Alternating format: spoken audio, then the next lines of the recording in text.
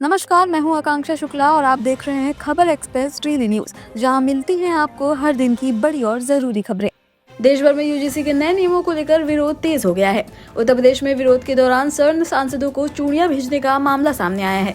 इस मुद्दे को लेकर सुप्रीम कोर्ट में याचिका भी दाखिल की गई है। विरोध करने वालों का कहना है कि नए नियमों में भेदभाव बढ़ेगा। वहीं सरकार ने साफ कहा है कि किसी भी वर्ग के साथ भेदभाव नहीं होगा। सरकार का दावा है कि नियम सभी के लिए समान है।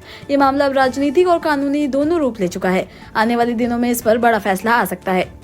बजट सत्र से पहले सरकार ने सर्वदलीय बैठक बुलाई। इस बैठक में 35 से ज्यादा राजनीतिक दलों के सांसद शामिल हुए। बैठक में विपक्ष के कई मुद्दे उठाए गए। हालांकि सरकार ने वीबीजी और राम जी कानून पर चर्चा से इनकार कर दिया।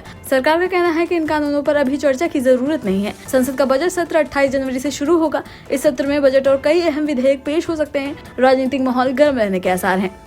भारत और यूरोपीय यूनियन के बीच 18 साल बाद बड़ी ट्रेड डील हुई है। इस समझौते के तहत इम्पोर्टेड लग्जरी कारों पर टैक्स में भारी कटौती की गई है। अब कारों पर टैक्स 110% से घटकर 10% रह जाएगा।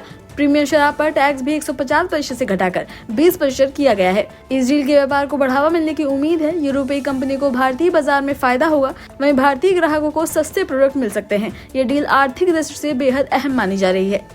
प्रधानमंत्री आवास योजना में नए नियम लागू कर दिए गए हैं। अब योजना का लाभ सिर्फ तय पात्र लोगों को ही मिलेगा। सरकार ने नियमों को सख्त किया है ताकि गलत लाभ रोका जा सके। आय, जमीन और पहले से मिले लाभ की जांच की जाएगी। जो लोग पात्र नहीं होंगे उन्हें योजना से बाहर किया जाएगा। सरकार का कहना है कि जरूरतमंदों तक ही मदद पहुंचे, यही मकसद है। लाभार्थियों को दस्तावेज अपडेट करने की सलाह दी गई है। नियम लागू होने के बाद कई आवेदन रद्द हो सकते हैं।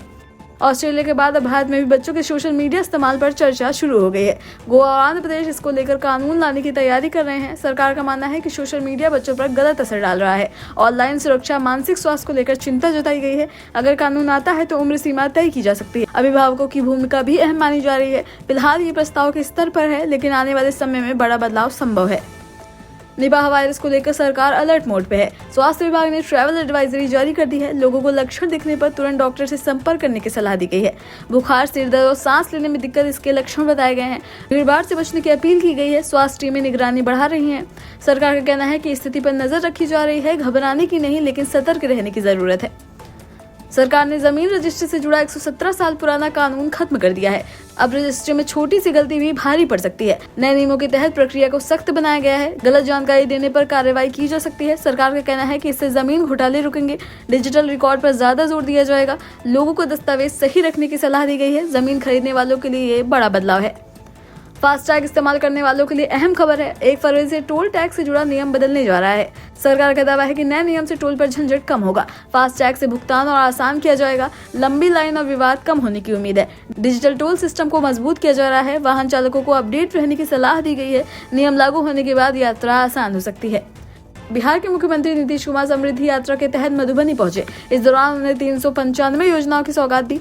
इस योजनाओं का मकसद विकास को तेज करना है। मुख्यमंत्री ने अधिकारियों को समय पर काम पूरा करने के निर्देश दिए हैं। स्थानीय विकास पर खास जोर दिया जाएगा। लोगों से सीधे संवाद भी किया गया। सरकार ने कहा कि योजनाओं का लाभ जमीन पर दिखेगा। ये यात्रा राज्य के कई जिलों में चल रही है। परीक्षा पे चर्चा का वीडियो सामने आया है। प्रधानमंत्री मोदी ने दिल्ली, गुजरात समेत 5 राज्यों के बच्चों से बातचीत की।